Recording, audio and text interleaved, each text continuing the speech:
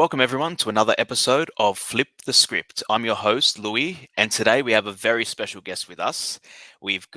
He's just come off a successful World Cup campaign with Australia. He has played for both Western Sydney Wanderers and the Central Coast Mariners in the A League and currently plying his trade in Japan. We've got the one and only Mitchell Duke. Hey, Mitch, how are you today? It's not a bad introduction at all, mate. Good to be here and chat with you. Really excited to have you, Mitch. We really want to, dive into sort of your career and what you've experienced throughout your time playing football, not only in Australia but also overseas. And just wanted to, pick your brain and just have a nice chat and see where that takes us. I'm sure you are a local household name in Australia. I'm sure everybody who watched that World Cup knows your name and sort of very familiar with yourself. So we're just really excited to have you on. No, honestly, for me, it's cool. I feel like my journey's been pretty unique compared to maybe a lot of Australians that have just played in Australia and not really experienced the ups and downs of playing and trade overseas, being in certain countries on your own, isolated from family and friends and things like that, and all the obviously culture differences and things like that as well. So I think my journey can give a lot of insight into people that either want to, look in my line of work or in any line of work really that could take you abroad to work, and some of the experiences we can chat about later on today can hopefully help people, I don't know, prepare themselves if they're going to go into that move, or relate if they've been through it, and maybe find some sort of similarities and being like, oh wow, like that's like very similar to what they experienced, and I have a different kind of perspective or unique way of looking at it and how I dealt with it. So yeah. Yeah, no, I mean everyone's going to experience something like that in their life. I want to dive right into it. Let's just start from the beginning, I guess. You're a Western Sydney boy. You grew up in Liverpool. I Yeah. think that's right. Yeah, and yeah, look, tell us about your upbringing. What was your family like? What got you into football in the first place? Yeah, I mean, my life's probably been carnage from the beginning. To be fair, I'm one of nine kids. I'm number eight in the ranking. So obviously a lot of older siblings. I've got six sisters and two brothers. So the family lifestyle and everything like that. We weren't at all coming from a wealthy family. We're in a very small three-bedroom house with also a small granny flat in the back that my older siblings had like shared. I was sharing a room with my two brothers, crammed into a tiny room. But without wealth financially, we had wealth with family, love, support, that kind of thing, which was quite cool. At times when you think, oh, God, I wish I was a only child, because it was chaotic, and it was a struggle for my mum and dad.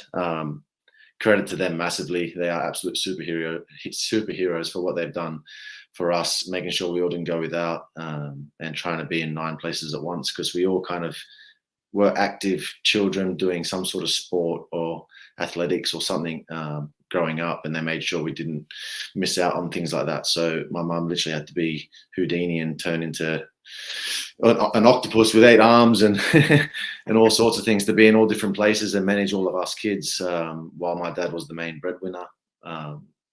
So yeah, it was cool, but yeah, like I said, I was lucky. They put me into cricket and soccer at a young age, and played that until I was about 11, 12. And then I kind of had to choose because we couldn't do both sports. It was just getting too much for my mum and dad, as well as it was starting to creep in like how much I wanted to commit to one sport, because I like to say I was quite good at both, and I had to choose. So yeah, lucky enough, I chose football, and long story short, I've kind of had a pretty decent career. Some players would dream of, I reckon. No regrets picking football over cricket. Nah, absolutely not. And I guess what did your dad do for work? He basically, I always get like, I actually worked for my dad for a little bit as well, which is terrible. I don't really know exactly. He wasn't like, he worked for like a plumbing company. It was like the old school clay pipes. He would basically be a courier and distribute them to construction sites, and like, there's heavy duty old school clay pipes. And he's just been a grafter doing that job basically his whole life from very young age. I think it took its toll on him now, because I was carrying around some of those pipes and they're very heavy duty. But yeah, that's basically what he did his whole life. And yeah, just a standard paycheck to paycheck kind of dad, that brought in the money for the family. So you chose football from the age of 12. What was the journey from there to your professional career? Oh, I mean, at a young age, it actually probably started with me. I had a lot of rejection actually at a young age.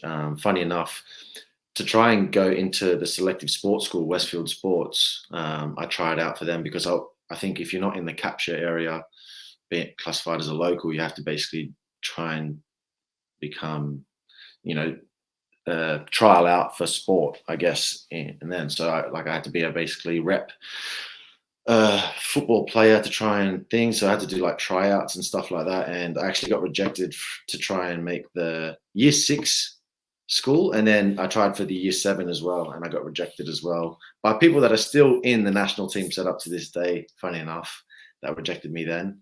I also got rejected at the age of 12 when I was told I was too small and not good enough when I played for Blacktown City. Um, but and yeah, it's always funny because I still see those people this day and like today in the sport, being either like scouts or coaches at a pretty top level in Australia. So it's always nice to see that I've come to where I am now, and kind of prove them wrong in a way. You shouldn't have rejected me at a young age, and you could have maybe taken some credit that you coached me and helped me develop, but instead you gave me the motivation to prove you wrong. So Mm. that was basically at a young age. I kind of went through that, and then I was playing for representative soccer as well for my school, All Saints Catholic Boys in Liverpool from the year 7 to 10, and then All Saints Senior College in Casula as year 11 and 12 was separate from year 7 to 10. So that was basically my little journey there, and bounced between NPL clubs,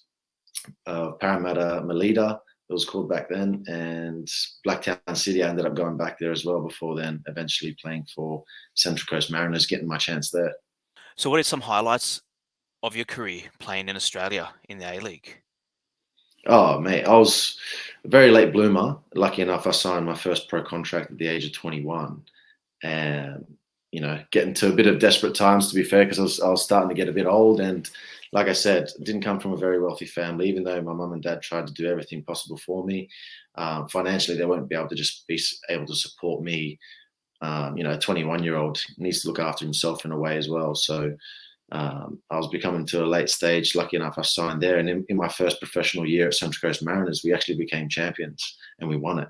So that was huge. And that was Graham Arnold actually back then as well, which is now the current national team coach, who also Yeah. took me to the Olympics and to a World Cup. Um, but yeah, so that was basically, yeah, I was starting to get to give up, to be fair. Like 21 is very late. When you see players now in the A League, 17, 18, 19, becoming regular players at first team football. And I didn't sign my first pro contract until I was 21. So it was very, very late. And I was becoming basically, I don't know, just losing, not, I wouldn't say losing love for the sport, but I was just starting to think about like, how am I going to provide for my own future? So I was working like 3 jobs to just try and make it as a footballer. That became too much at one point. So I started an apprenticeship to become an electrician actually. Um, and I got 10 months into that. And then, yeah, basically I said to myself, like after that first year apprenticeship, I needed to just fully commit to that instead of football now and kind of just play football on the side. And at the 10-month mark, I got offered the pro contract. So very, very thankful that ended up happening because, yeah, my life would be very, very different as a Sparky. So you would have been training with these guys at the age of 16, 17, 18, 19, and you were seeing people that you were brought up with sort of getting their contracts before you. How did you stay focused? I mean, to be 21 and now you're thinking of doing a trade, you want to give up the sport. What was that focus like to just really get what you wanted out of football?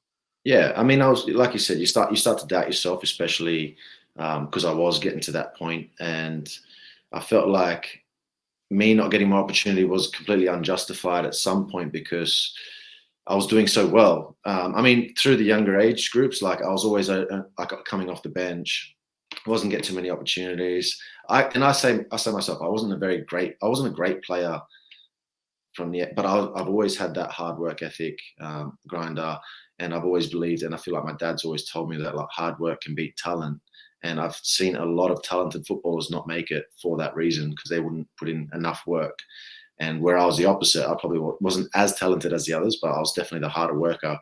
And I just didn't have any other option than to just keep going until I get my opportunity and make it. And yeah, so for me, it was actually very frustrating because I was training with the first team.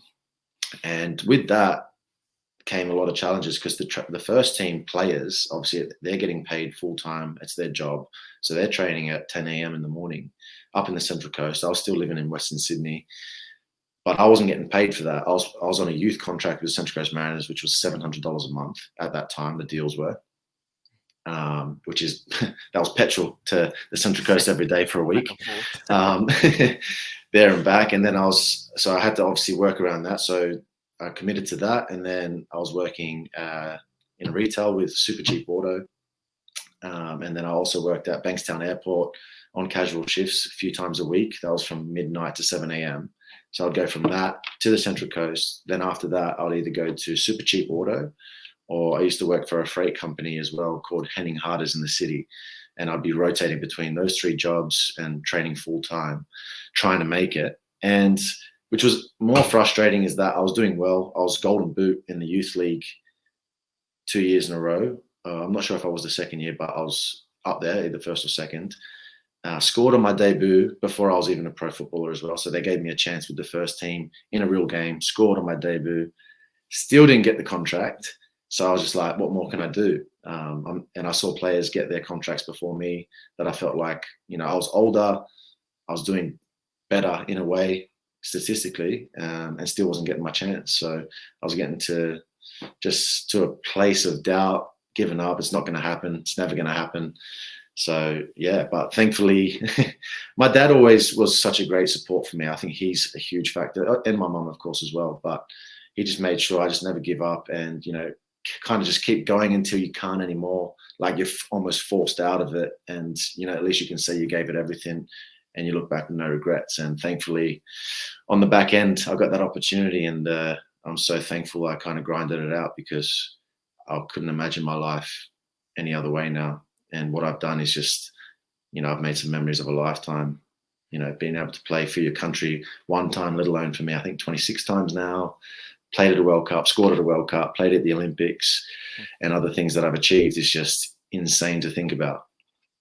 Well, you sort of touched on how your dad more just kept pushing you, like gave you that motivation, gave you that support, I guess, kept you focused in a way. It's really good to have that sort of support system, and especially being in such a big family, like you said, it's really nice to hear that.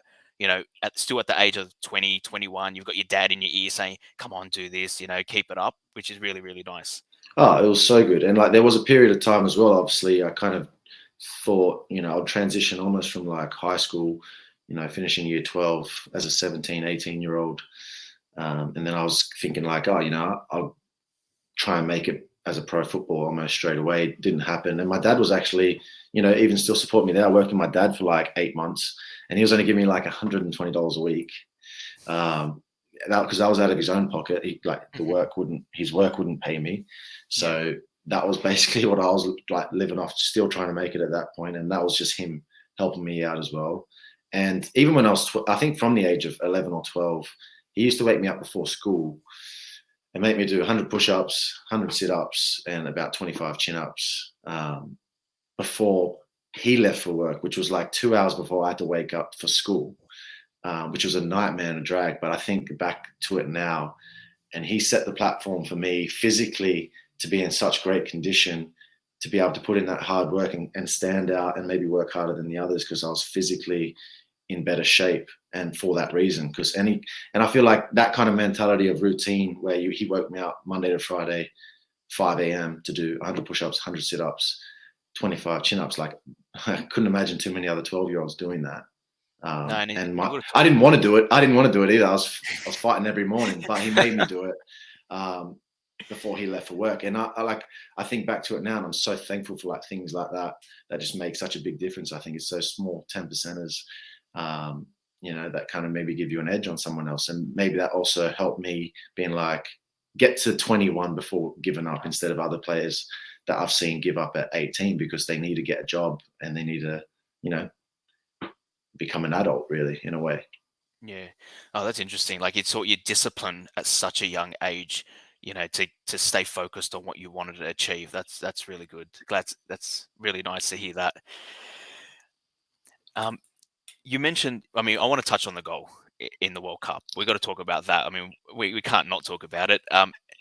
Tell me what went through your mind when the ball came. The ball went into the net. Sort of, how was your feeling there? Because we needed to win that game. There was no doubt about it. We wouldn't have been able to really get through unless we won that game and then get to the third.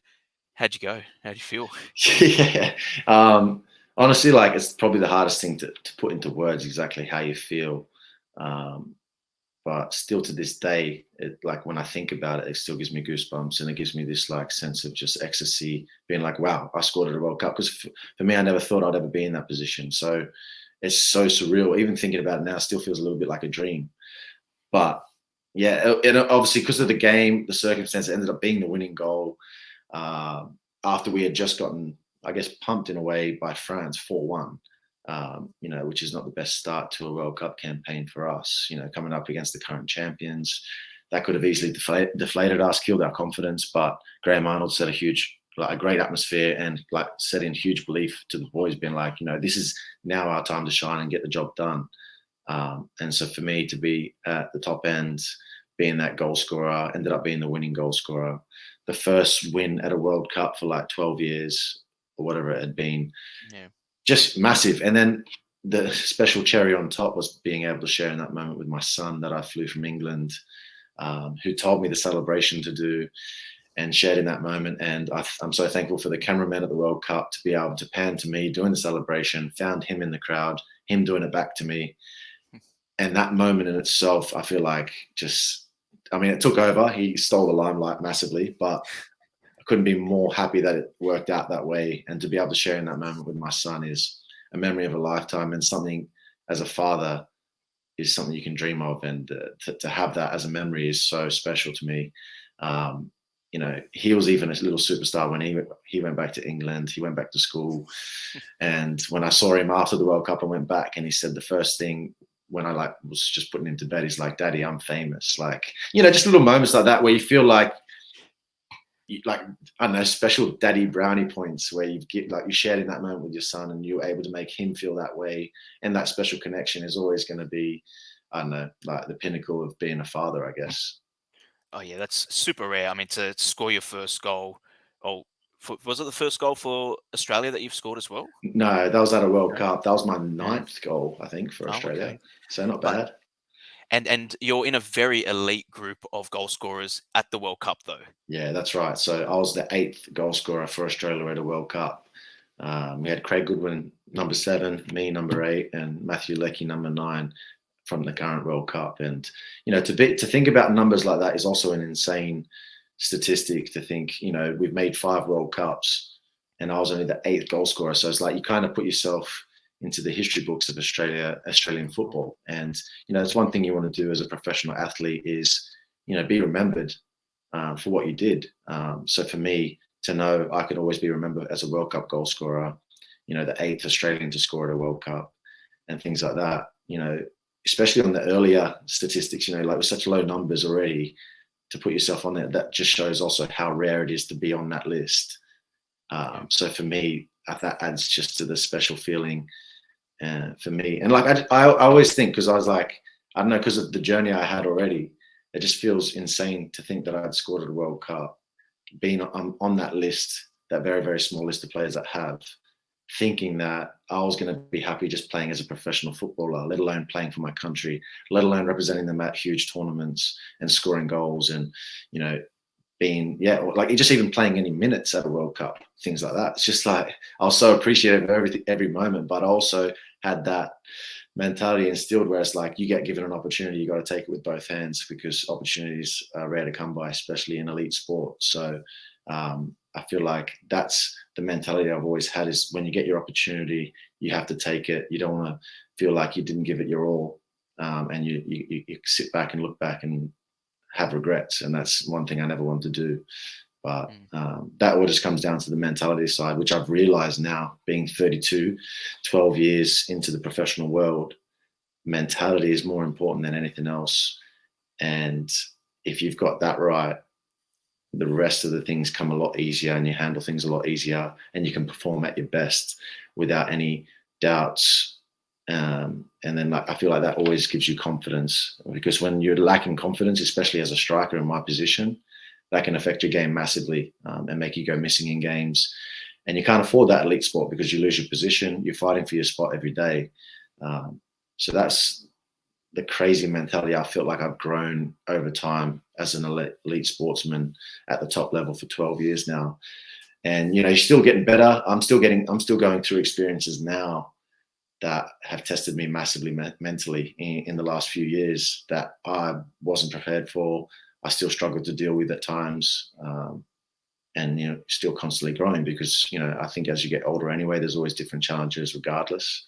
Like, you know, starting your own family, supporting kids, thinking about their futures. You're not just thinking about yourself now. Um, and that comes down to making sure you're successful in your job to give them the best future. So there's added pressures. So yeah, like it's been a crazy journey, and like I'm still mentally getting to better places. I'm finding myself now, even like thinking how I was going to handle the pressure of the World Cup. You know, there's hundreds of millions of people watching games at a World Cup. So if you kind of grasp the concept of that, it's just insane.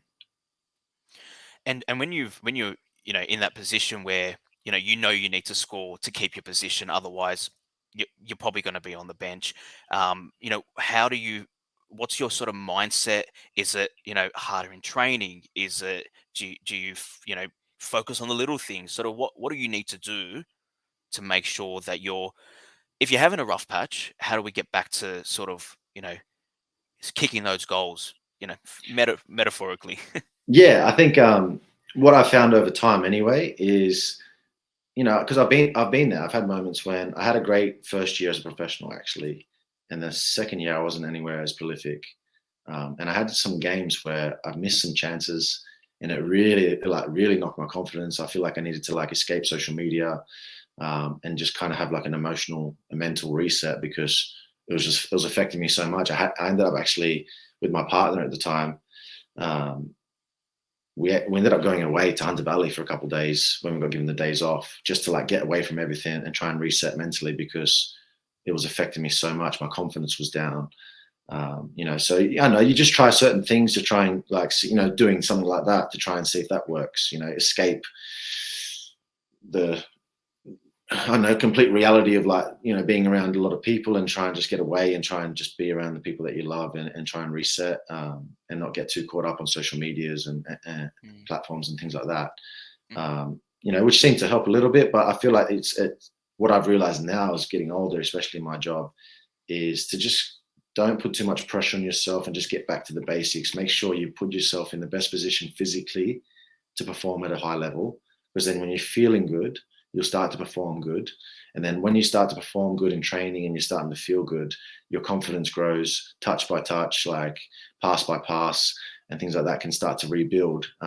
As long as you're mentally not putting too much pressure on yourself, thinking, oh, I've been there. I was a striker. You go a few games without scoring goals, and you're like, oh, the goal just keeps getting smaller. Like, when is that goal going to come? And you start doubting yourself again. It can be a roller coaster. But I think if you always trust in your ability, who you are as a player, what your strengths are, and going back to the basics and not overcomplicating things, I think that's where I've managed to get the best out of myself and get myself out of those little rough patches and moments like that. But in saying that, there's been circumstances where it's hard to get yourself out of that because there's no escape anywhere. Like, for instance, my experience when I went to Saudi Arabia was the hardest wake up call for me, like emotionally, mentally, physically. Like, all the circumstances were against me. I felt like when I went there, I was isolated. It was during the pandemic. I couldn't have people come visit me. Um, my ex-partner was pregnant at the time, and I wasn't going to see my daughter for the first 5 months of her being born. And being in a place during the pandemic in Saudi Arabia, in the central Saudi as well. I was in a compound. My routine was bad. So I was missing family. I wasn't able to see my kids. I'm missing massive milestones, the births. The first time you hold your daughter and like your baby and things like that. And I didn't have any escape because also in football I wasn't playing my own position. I was playing winger instead of off the back of a great season. I played in Australia, scored a lot of goals, and then I went there, felt like I wasn't appreciated. So there was like the biggest mental test there. But thankfully enough, I recognized that after 6 months and felt like I need to get myself out of this situation. Otherwise, it's only going to snowball and get worse, and the problems are going to get bigger. So I took it upon myself to approach the club, saying, "You need to give me a chance as a striker, or you need to let me leave."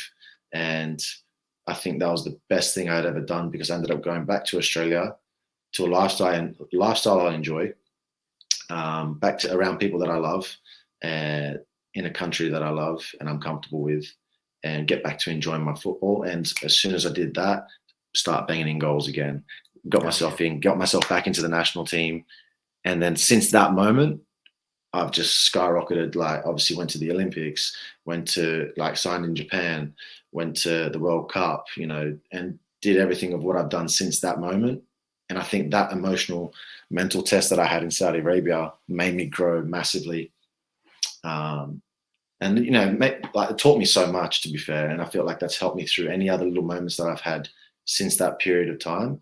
I feel like I'm mentally at my peak now, and nothing can break me, and I'm unstoppable. And I feel like that's a great position to be in, especially in my sport.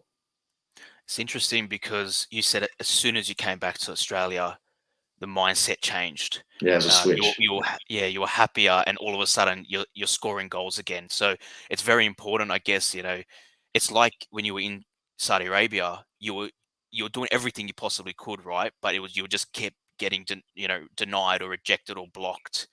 Yeah. So you just made a decision to just leave it, Yeah, and 100%. And that's what I mean. I think like I became aware that the situation that I was in was not going to get better.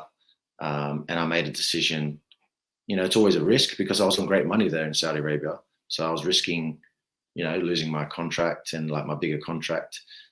But I took that sacrifice to think, you know what, I think for this short term risk, it could be have a long term benefit. You have to make those decisions. Sometimes you have to take risks. But I put my own well being, my mental state, my happiness before any of that. And I just need to make sure that risk paid off. And thankfully it did. But I think the most important thing was that I made myself aware that I needed change at that moment. Otherwise, it was just going to snowball and get worse, like I said. So sometimes you got to take that upon yourself, assess where you are, the situation. If you are that unhappy, I think you need to sometimes put your happiness as a priority.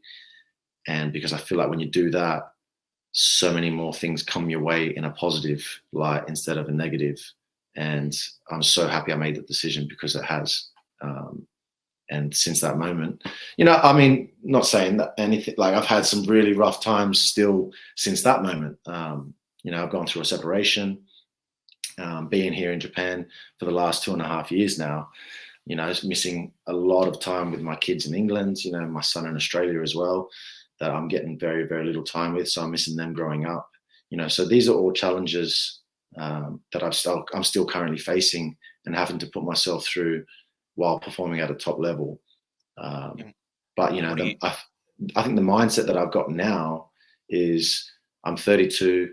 I know I can't do this sport for much longer, maybe like 4 years at the top level at best. Um, and I know in that 4 year period, financially, I need to make sure I'm in a good position to look after everyone by the time I retire, give my kids the best futures that they deserve. So I think while it sucks, I'm missing out so much time with my kids, but they will appreciate it, I'm sure, when they realize that they're going to have all these things given to them when they're older and a bit more of a comfortable lifestyle thanks to these sacrifices now financially. And that's what keeps me going, and that's what keeps me motivated and gets me through the tough times of where I'm feeling lonely, in a country that you don't speak the language, you don't have any family or friends support network immediately around you. Okay, you got FaceTime and things like that, which I'm sure a lot of people could say is not the same as having that physical presence and having someone to just hang out with and catch up with. to give you a release from maybe the stressful job or whatever it is. So, but that's what I think. I think like Saudi helped me kind of become like a mental machine and just be able to be like, you know what, I'm doing this for a reason. And when I had them here recently, actually, and if my situation has taught me anything, it's just to appreciate time, um, like just to literally appreciate every minute of every second that you get with family, friends. I think that's for me, that's everything where I'm doing what I'm doing. So it's made me appreciate time with my kids, and because it's not, I can't do this forever, and I see them for a very short period of time. So I literally just soak it all in and just appreciate things, all the little things, And I feel like once I've come to this mindset now, it just makes everything so much easier. The goodbyes are never easy at the airport, but um, for the long term, I know that they're going to appreciate what I'm doing. So that's what gets me through.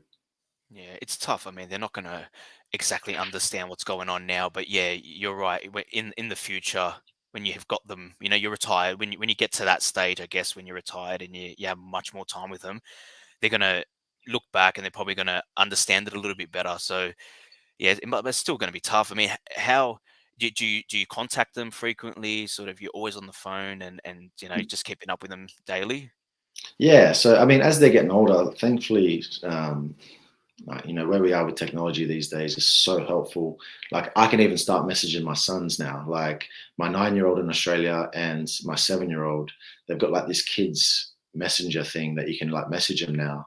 So, you know, they can send me little messages. I can send them like little pictures or just like I love yous and whatever. And obviously I FaceTime them as regular as possible as well.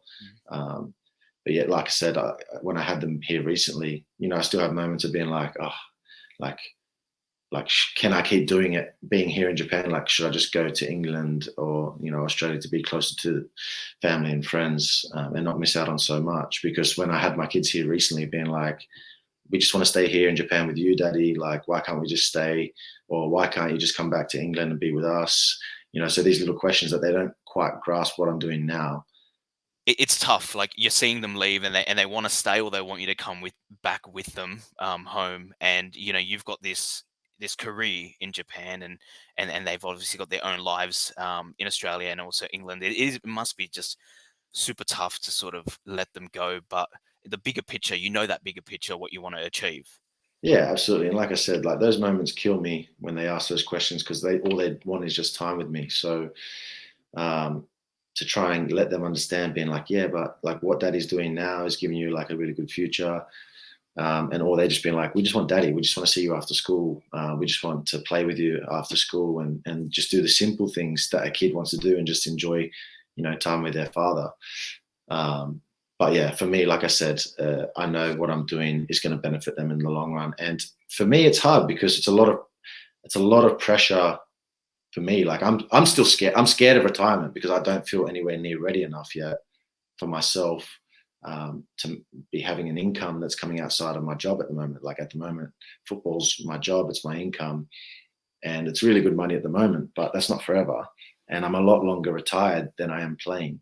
So I need to make sure I put myself and my family in a position that when I transition outside of football, we're all in a comfortable position to keep moving forward and not be in a tough spot. So a lot of pressure comes with that. And right now, if I was to go back to England, I would be taking like a 70%, 60% pay cut of what I'm on here. So right now, it's just not possible. Like it's so hard, and I feel like sometimes it comes off a little bit selfish because like, oh, money's not everything, but in a way, it is if you're the That's for sole sure. earner for your kids and for their Mm. futures. So um, Yeah, and it's a not short that I need period. to explain myself to a lot of people, as long as my immediate circle, my family and friends know why I'm doing it. They're reaping the benefits of it. That's all that matters to me. And I'm pretty sure a lot of people, it's easy to speak on the outside, but if they're in my position and they see what comes across their table to sign and what decisions to make, I'm pretty sure they would all make similar decisions of what I've made. So not Mm. that I need to justify that with anyone else anyway. No, it's all right. um, I guess when we've touched on a few of the things, living abroad, and just having even when you were younger, sort of trying to get that original, the first contract. I know that you suffered an ACL injury, and I know that probably like that's one of the most difficult things to come back from. Sort of how are you feeling at that point when you've achieved so much, you got to where you wanted to be, and then now you've got another setback? Yeah, I mean, I actually think about now, with like speaking about it more, there's like so many things that was like mental, like emotional, massive tests that you can experience. Like I think about like everything I've already spoken about, but then actually, yeah, the injury was actually a huge like shock to the system because it was my first serious injury, like long term. They say you're out for 6 to 9 months, and that was off in my second year of my move to Japan. Had a really good first year, played a lot, like 31 games out of the 34 available, um, which is hard for any Aussie that's come to Japan. It can be a hard transition, with the culture shock and the level of football here.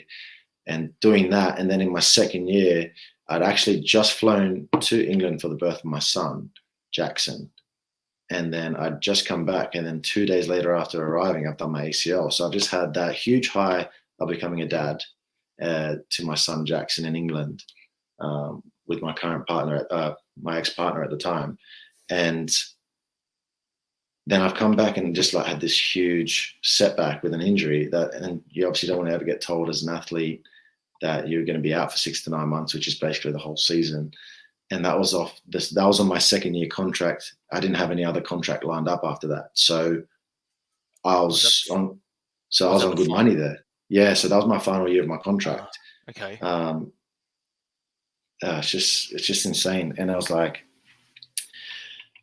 just scared. I was scared because I was like, wow, like I'm gonna end up. They're gonna not give me a new contract. Yeah. I'm gonna end up going back to Australia off the back of this serious injury. They're gonna offer me a minimum wage. I'm gonna go from this money to this money. I've just had my son. Like I was freaking out, and then thankfully enough, my Japanese club was brilliant. They let me do the surgery in Australia. They let me be around my immediate family and friend network, which helped me kind of mentally. Instead, like, well, obviously the physical sides, it's a process, Hmm. but it's the mental side of things that can like really get you down and affect your rehab if you're like you're not in a good place, you're not doing rehab right, or you're just lounging around kind of feeling sorry for yourself. But lucky enough, I was back in Australia. I was around my friends, my family, and mom and dad were making sure I was doing the rehab. And little things like that helped me kind of get through and reset my mind. Instead of being scared, approach it being like, you know what, just do your progress through your rehab, tick off all the boxes, and try and come back as soon as possible. Show that you're fit and ready, and maybe you could earn yourself another lifeline in Japan and see what happens. Thankfully, maybe a little bit of a miracle. Came back after 5 months playing and was able to show that I was in good condition. And they gave me a 6 month extension on my contract, which was basically a little lifeline. And I'm so thankful for that because, yeah, otherwise I was going to potentially go back to Australia and on minimum wage on a huge pay cut. So, I think I approached it in a way of, do everything right, give yourself the best possible opportunity. Like I said, like with everything that I've kind of done, just basically do as much as you can, and hopefully you're in a position that you can either show yourself or get yourself, another opportunity. And I feel like it worked out that way. And that 6 month extension was another opportunity for me, being like, okay, I need to turn that 6 month into another year or a year and a half. So I need to make sure I'm performing well, in my best shape possible. Make sure my diet's good, I'm sleeping good, just give myself my own routine and get the best possible thing to perform at the best level. And that's just one thing you just learn as you go along. But there was one thing is that it's definitely not great or healthy feeling sorry for yourself Mm. for too long. And if you are down, surround yourself with the people that genuinely feel are there to help you, and actually like feel like they want to help you as well. Because I think speaking about it, sometimes if you're actually just feeling down, and sometimes you just bottle things up, if you get it off your chest, I think that helps massive, because I'm one to definitely, I don't know, like bottle things up, and I kind of just brush things off when it's genuinely affecting me, and then I'll kind of hit like a little bit of a breaking point. Um, and then I'll have like a little bit of just a little bit of a breakdown, or like a little bit of a rant with someone, and then once you get it off your chest, you just feel like 100 kilos less. Mm. And Oh, but we're that's all like like one thing. that. Yeah, 100%. Yeah. it's just one thing. It's just like you don't want to come across like people like you're feeling sorry for yourself or you're looking for sympathy. And so I don't really share some of the things I go through because I just feel like like not genuinely like everyone cares and stuff. But that's not the case. People genuinely like to help you and have a conversation and just listen to you. So even if they don't give you any advice or they're not saying anything back, I think sometimes it is just good to put it out in the open and get it off your chest. So you can sometimes feel a little bit lighter. And I felt like that's Yeah. definitely me. I've turned into a bit of an open book now. Maybe I'm too honest and too open now. People will be like, "Hey, you don't need to tell me that. It's fine." But like for me, it's like everyone's different, and that's how I've handled it. And I feel like that's what makes me feel the best mentally. And I think as long as my mental health is at its peak, everything else feels better. Everything else, like life, lifestyle, my job, family, everything like that just feels better. It sounds like the healthier way. I mean, Yeah, from 100%. everything that you've shared, every time you've got sort of that negative thought and then you've go into that positive atmosphere, you've just seen that there's better outcomes, you're getting better results, and it's not, it's not unusual. It's definitely something that's working. Yeah, That's and that's the thing I'm quite thankful for because I've become aware of it myself and I made certain changes to get myself out of that situation. And I've probably learned that along the way, thankfully to my experiences. But I could imagine some people in certain lines of work where they just feel they're in a rut or, they're in a hole and they can't get out in certain circumstances. But sometimes it takes a risk or a big decision, putting yourself first or your happiness and your mental health first that, at the time might seem scary to make a decision like that. But, the benefits can be hugely positive and to your lifestyle and your mental health. And sometimes you just got to make those risks, take those risks, and make those changes. But I'm mm, lucky enough that I've been able to live through that and kind of experience the benefit of doing that. But it's never easy if it's the first time you're going through something and you think, oh God, like this is going to be forever. Is this going to be my forever? Um, but yeah, if I can give any advice to some people in any certain circumstances, it's not. You can get yourself out of it if you kind of just either like depending on obviously the scenario is very different. But if anyone can relate to anything of what I've said, what I've done has been beneficial to me, and it could be beneficial to them in those scenarios as well. mm. Yeah, no, it's true. I mean, regardless of what situation you're in or what profession you're in, if you've got that positive mindset, that's going to make a huge difference. If you're going to beat yourself up and always be negative, then I mean, maybe the laws of physics or whatever it may be, negative Yeah. things will happen, right? So if you Well, show that exactly. positive, yeah. So if you're being more positive, then you're attracting more positivity, and it's definitely something that we can see. Yeah, I mean, like I see it. Like I know people, some of my friends that be in jobs that they don't enjoy, and but then there's I feel like there are little things you can do to make changes to maybe if okay, you can't just be like, oh, I can't just quit my job. I can't do that. Like I need an income, things like that. But there's other ways of you know building towards a better future if you want to make little changes or make short-term sacrifices, maybe like earning an extra income for a short period of time that will help you maybe start your own little business or find out what you enjoy in that period of time and start to work towards that with something that you enjoy. And you got to find that sometimes short term, like for me, I was not living for, like I didn't have much of a social life when I was working 3 jobs as well as training with the first team. Like I was living off 3 hours of sleep. My main diet was energy drinks. Like it was a disgrace. But I'm so happy I did that because I'm reaping the benefits now of what that grind and that tough time was. I didn't have money. I didn't have like I was driving a little lawnmower of a car. Like I didn't get like any benefit back then. I wasn't able to take people out. Like I could barely pay for my own drinks if I wanted to have a social life and go out and things like that. So I didn't really have that for a long period of time. And now I'm reaping the benefits of all that period of time and that sacrifice and things like that. So, sometimes if people are in their situations now, I think, like short term sacrifice or short term, you have to grind it out at 6 months harder to put yourself in a better position to maybe make a change to your lifestyle in a better way. It's so much more worth it than constantly being in this negative mindset, being like, oh, I hate my job. I'm just doing a 9 to 5. I'm like, I don't enjoy it. This, blah, blah, blah. And then like, don't make any effort to make a change. Yeah. Because I think, and I can understand as well, you might not have energy to do it, but it's just like, you just got to find that little bit just for that short period of time, just kick on for 6 months. And that period of time can change your life. But yeah, it's just, that's, I guess, my little take on everything I've experienced. And, I'm not a professional in anything like outside of that, but I'm just going purely based off like what I've done and some of my experiences. And hopefully if people can relate, they can take some of this on board, and hopefully it makes it a positive change to them. Oh, look, it's fantastic that you're sharing all of this, because I mean, people are going to listen to this, and they probably, just in general, they probably see athletes or celebrities or whatever it may be, and probably think it's just so easy. You know, Yeah. there's no reason for them to complain. It's everything's given to them. They're so successful. Then everything must be happy and positive with them. But obviously, in the background, as a normal human being, everyone's going to experience some setbacks or some issues, and we just all have to know how to manage them our best way, I guess. Yeah.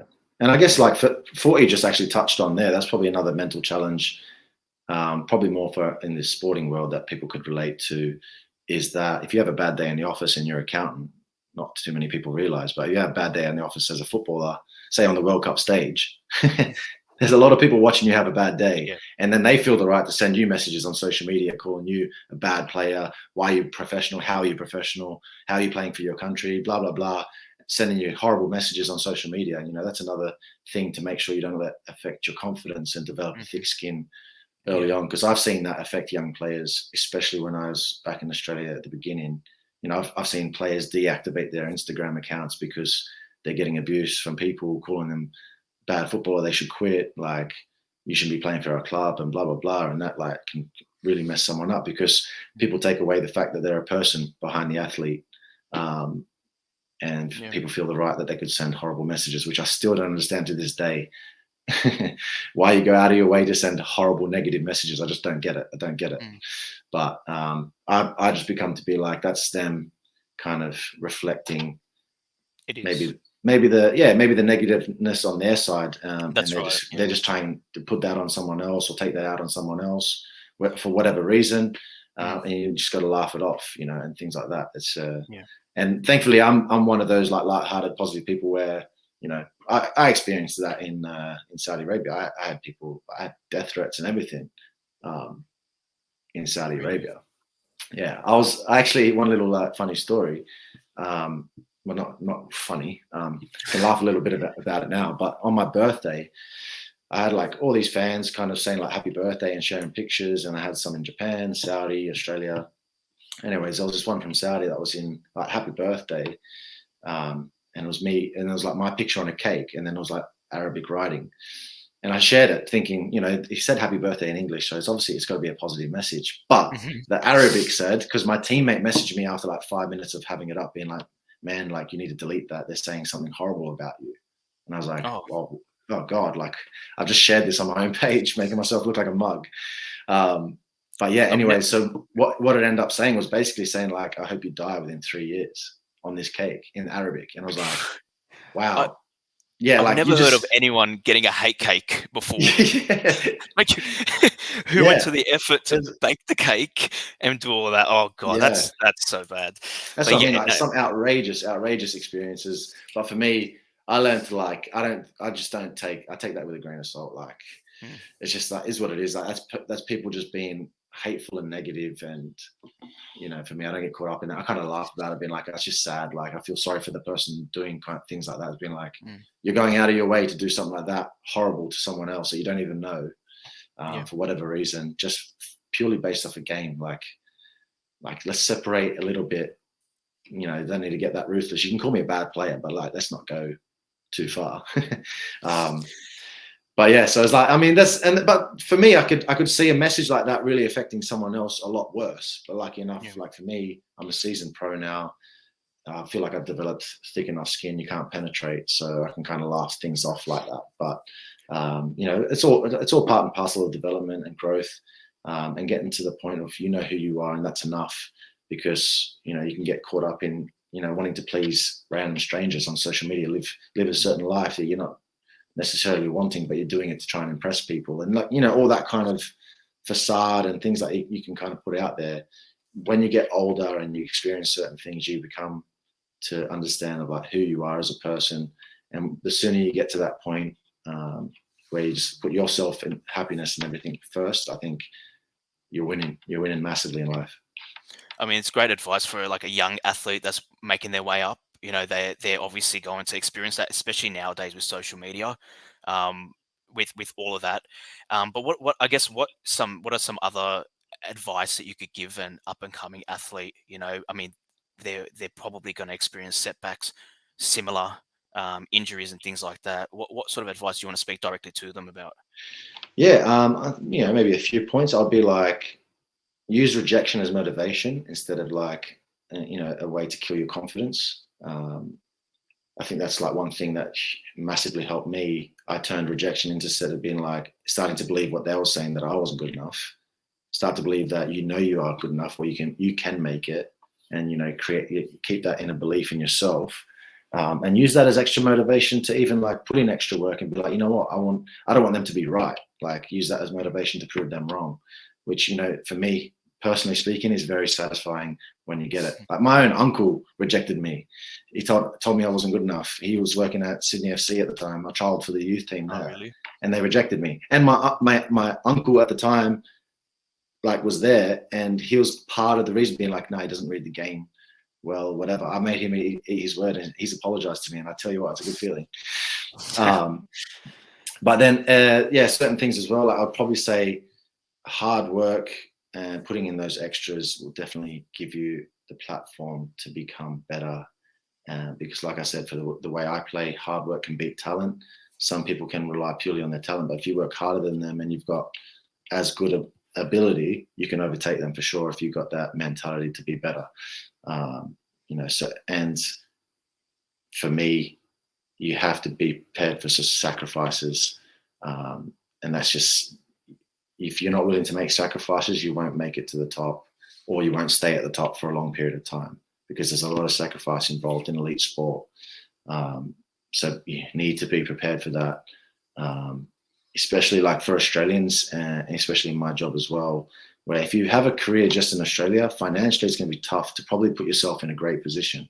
So everyone wants to make it overseas, and the sacrifice of going overseas is tough. Like, you're going to be on your own at times. You have to get yourself out of certain situations at times on your own, and mentally perform at the best level while you're going through these transitions and these culture changes, and setting up a new life and adapting to different lifestyles. So you have to be prepared for that sacrifice. And if you're not, you end up being like some players that have come overseas, come back after 6 months, and then never leave Australia again. So that's probably another one there. And then I'll just say, put in that extra work on your weaknesses, like improve your weaknesses to the point where they're not weaknesses anymore. Because that's a huge asset for anyone in elite sport. The less weaknesses you have, the more, I guess, least dispensable you are to a team. You become a huge valued asset to them, because they know that you can always rely on you and be consistent, and you have so many things that help the team, instead of being like, oh, they'll use a weakness against you to not play you or use you in a certain circumstance. So I think, improve your weaknesses to the point where they're not that anymore, and they become a benefit or an asset. And you've got, say, if you're right-footed, you've got a better left foot than the other guy who's right-footed, and his left foot's not as good. That can give you a little bit of an upper edge, just for an example. Just little things like that. So that's probably about it, really. And just to, like I said, if you ever are in a emotional or mental hole in certain circumstances, or you are starting to self-doubt, try and become aware of it yourself, and try and make certain changes that you think will benefit you in the circumstances of, like, what can make you happy. Surround yourself with that, whether or not that's also just like having your more alone time, catching up with friends, speaking more about certain things, whatever it is, to give you that little edge to get back to your pure happiness. Because when you're at your happiest state, I think that's when you can perform best as an athlete. No, it's great advice. And Yeah, I guess when you're young and you're moving up and you're starting out, it's not something that they're probably thinking about. I mean, mental health and all of that at a young age, they probably have never experienced it, but it's really great advice to sort of to give back to them and to help them understand sort of what they're expecting as well if they want to move into a professional career like yourself. Yeah, 100%, mate. Yeah, Like, I mean, yeah, it's always one of those things. It's one of those cliches you say. Like now that I'm 32, I wish I had this mind on my 20-year-old self, yeah, because you'd be massively more like able to handle certain scenarios that I went through a lot better, get myself out of certain situations quicker, and whatever. But it's part of development. So that's why maybe it is good to have these kinds of chats as well. Because then if people can take some of this on board, and apply it to themselves, maybe that gives them, an upper edge on getting themselves out of a situation, or giving them an upper yeah. edge in developing quicker or doing something better, to give them the best chance of becoming either a pro athlete or whatever it is in their line of business. That's right. And I guess Mitch, after football, what do you got planned? Do you know what you want to do after? Do you have any interests that you really want to dive into? Yeah, look, for me, that's like been a massive thing now that I'm thinking about. Like I said, I have had my world turned upside down last year, going through a separation. So, I've got two kids in England. I've got one son in Australia, while I'm playing here in Japan, which is kind of like the middle ground. And now I've got to put myself in a position that I can either be flexible outside, like once I retire, that I can maybe either bounce between both countries so I get a fair amount of time with my kids, or whatever. So I'm trying to work out what that could be, to give Mhm. myself the best situation, because um, time with, like, I think family is a huge motivation for me. It's why I do everything that I do. I've come from one of nine, and I appreciate family. It's like everything to me. So that's my main motivation now, to make sure I get most time with them. So I like the active lifestyle. Like I've done my cert 3 and 4 in fitness, just to give myself something if I want to open up my own gym, maybe. Or I was always prepared to really just eventually settle in Australia, and my name, I could stay in the football world, and that would be a bit more of an easier transition. But now that I've got my kids based in England as well, Mhm. if I need to go live in England, I need to make sure I can do something that's going to bring me in a good enough income, that's going to be stable and comfortable enough. But I won't be able to use my name there. I'm basically a nobody in England. So, I'll have to figure out other ways of maybe, doing a business, either my own gym, or invest in certain things, and try and make something happen over there as well. So that's the process I'm going through now and trying to figure that out. So yeah, right now it's hard to give a complete answer of what I'm doing. It's just Yeah. taking my time to try and figure it out without going too crazy, and putting too much pressure on the future. Oh. Well, look, Mitchell, thank you so much. Honestly, what you've shared today, I hope that everyone that listens takes something out of it, and I know they will. I know they will. And there's going to be a lot of people that have listened to this that are probably experiencing similar things, or like you said, they just instead of talking to someone, they're just happy to listen to this, and maybe that'll help them guide them in the right way. But I'm so happy that you came on and shared everything with us. We really, really, really thank you for that. No, I appreciate it, man. I'm happy to do it. And if it affects one person in a positive way, I think we've done our job, Yeah. with having these kinds of conversations, and I'll be buzzing with that. Yeah, no. Look, again, thank you so much. Um, with any look, everyone that's watching and listening, if you do want to ask us any questions, in the episode notes, you can check. We've got our email, which is info@optimalhealth.com.au. If you want to send us some questions, if you want to ask Mitch anything, we'll say he's pretty busy, but we'll work that out. No, I'll But happily also, answer the if you questions. and if you just want to vent or just share your own experiences, maybe something that we can share again, for other people that are experiencing things, please don't hesitate. That's what we're here for. And also, if you like this episode, please hit like, share, leave us a review. That way, we're able to bring more guests, just like Mitch, amazing guests that can share their life experiences with us, so we can then take it on and use that in our day to day. So, again, thank you so much, Mitchell. Thanks for coming on. And maybe in the future, we'll have you back on. We'll see how it all goes. My pleasure, mate. Yeah, maybe in a couple more years, I've experienced some more Yeah. crazy things. Yeah, let me know. But yeah, look, mate, thank you so much again, and to everyone, thank you for listening.